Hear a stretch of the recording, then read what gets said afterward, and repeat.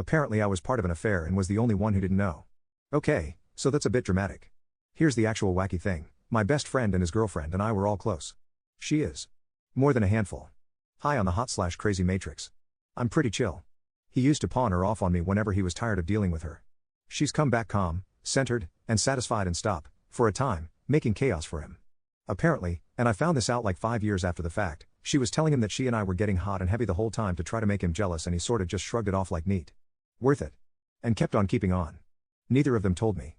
She and I would go on walks through the woods, talk about life, connect on emotional and intellectual levels, etc. Sometimes we'd cuddle a little, but often it was like sitting together on a park bench type cuddling. Later, I would crash at her place and stay the night in her bed because I had moved out of town but still somewhat nearby. She was pretty dark in a lot of ways.